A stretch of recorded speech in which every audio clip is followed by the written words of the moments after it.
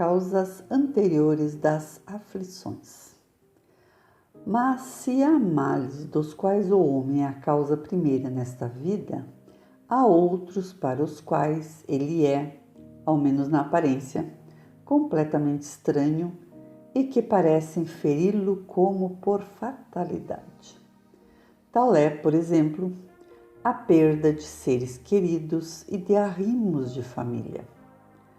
Tais são ainda os acidentes que nenhuma previdência poderia impedir, os reveses de fortuna que frustram todas as medidas de prudência, os flagelos naturais, as enfermidades de nascença, sobretudo aquelas que tiram dos infelizes os meios de ganhar sua vida pelo trabalho, as deformidades, a idiotia, o cretinismo, etc.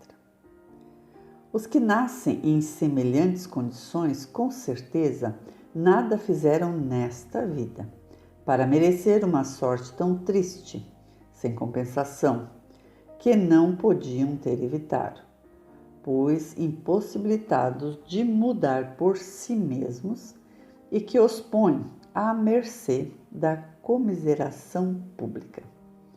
Por que, pois, seres tão desgraçados, enquanto ao lado sob o mesmo teto, na mesma família, outros são favorecidos em todos os sentidos? Que dizer, enfim, das crianças que morrem em tenra idade e só conhecem da vida o sofrimento? Problemas que ainda nenhuma filosofia pôde resolver.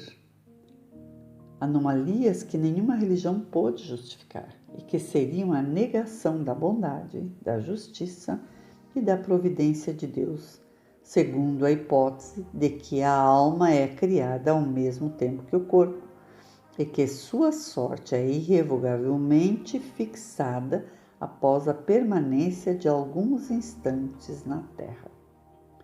Que fizeram essas almas que acabam de sair das mãos do Criador para que suportarem tantas misérias e merecerem no futuro uma recompensa ou uma punição qualquer, se não puderam fazer nem o bem nem o mal? No entanto, em virtude do axioma todo efeito tem uma causa, essas misérias são efeitos que devem ter uma causa. E desde que se admita um Deus justo, essa causa deve ser justa. Ora, a causa sempre precedendo o efeito. Se ela não é da vida atual, deve ser anterior a essa vida, isto é, pertence a uma existência precedente. Por outro lado, Deus não podendo punir pelo bem que se fez, nem pelo mal que não se fez, se somos punidos é porque fizemos o mal. Se não fizemos o mal nesta vida, fizemo-lo numa outra. É uma alternativa da qual é impossível escapar e na qual a lógica diz de que lado está a justiça de Deus. Portanto, o homem nem sempre é punido ou completamente punido em sua existência presente, mas nunca escapa às consequências de suas faltas. A prosperidade do mal é apenas momentânea. Se ele não espia hoje, espiará amanhã, enquanto o que sofre está espiando seu passado. A desgraça, que à primeira vista parece merecida, tem, pois, sua razão de ser, e aquele que sofre sempre pode dizer: perdoai-me, Senhor, porque pequei. Os sofrimentos devidos a causas anteriores muitas vezes são como os de faltas atuais, a consequência natural da falta cometida. Isto é, por uma rigorosa justiça distributiva, o homem sofre o que fez os outros sofrer. Se foi duro e desumano, poderá ser, a seu turno, tratado duramente com desumanidade. Se foi orgulhoso, poderá nascer em uma condição humilhante. Se foi avarento, egoísta, ou se fez um mau uso de sua fortuna, poderá ser privado do necessário. Se foi mau filho, poderá sofrer com seus filhos e etc. Assim se explicam, pela pluralidade de existências e pela destinação da Terra, enquanto mundo expiatório, as anomalias expostas na Terra pela distribuição de felicidade e infelicidade entre os bons e os maus. Essa anomalia aparente não existe senão quando se toma por ponto de vista apenas a vida presente, mas elevando-se o pensamento até abranger uma série de existência. Ver-se-á que cada um recebe o que merece, sem prejuízo do que lhe cabe no mundo dos espíritos, e que a justiça de Deus nunca falhe. O homem não deve esquecer-se de que está no mundo inferior, no qual só é mantido por suas imperfeições. A cada vicissitude deve lembrar-se que, se pertencesse a um mundo mais avançado, isso não aconteceria, e que depende dele não retornar a este mundo, trabalhando para seu aprimoramento. As tribulações da vida podem ser impostas a espíritos endurecidos ou muito ignorantes para fazer uma escolha com conhecimento de causa, mas são livremente escolhidas e aceitas por espíritos arrependidos que querem reparar o mal que fizeram e tentar fazer melhor. Tal ocorre àquele que, tendo cumprido mal sua tarefa, pede para recomeçá-la a fim de não perder o benefício de seu trabalho.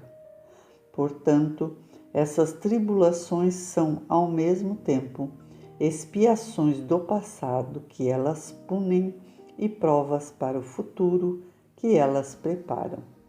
Rendamos graças a Deus que, em sua bondade, concede ao homem o direito da reparação e não o condena irrevogavelmente por uma primeira falta. No entanto, não se deve crer que todo o sofrimento suportado aqui seja necessariamente o indício de uma determinada falta. Muitas vezes são simples provas escolhidas pelo Espírito para acabar sua depuração e apressar seu adiantamento. Assim, a expiação sempre serve de prova, mas a prova nem sempre é uma expiação.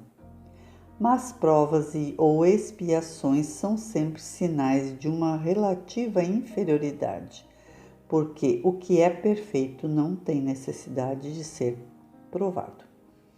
Um espírito pode, pois, ter adquirido um certo grau de elevação, mas ainda querendo avançar, solicita uma missão, uma tarefa a cumprir, da qual, se sair vitorioso, será tanto melhor recompensado quanto mais penosa tiver sido a luta. Tais são, mais especificamente, as pessoas de tendências naturalmente boas, de alma elevada, sentimentos nobres e natos, que parecem não ter trazido nada de mal de sua existência precedente e que superam com resignação cristã as maiores dores, pedindo a Deus para suportá-las sem reclamar. Pode-se, ao contrário, considerar como expiações as aflições que provocam reclamações e levam o homem à revolta contra Deus. Sem dúvida, o sofrimento que não provoca murmúrios pode ser uma expiação, mas é o indício de que foi escolhida antes voluntariamente que por imposição, e a prova de uma forte resolução, o que constitui um sinal de progresso. Os espíritos não podem aspirar à felicidade perfeita senão quando são puros, Qualquer mácula lhes interdita a entrada nos mundos felizes, assim como os passageiros de um navio atingido pela peste, aos quais a entrada de uma cidade fica interditada até que sejam purificados. É nas diversas existências corpóreas que os espíritos se despojam pouco a pouco de suas imperfeições. As provas da vida fazem progredir quando são bem suportadas. Como expiações, apagam as faltas e purificam. É o remédio que limpa a chaga e cura a doença.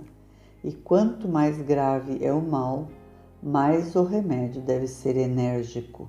Portanto, aquele que muito sofre deve pensar que tinha muito a expiar e alegrar-se de ser logo curado. Depende dele, por sua resignação, tornar esse sofrimento proveitoso e não perder os seus resultados devido a reclamações, o que provocaria a necessidade de recomeçar.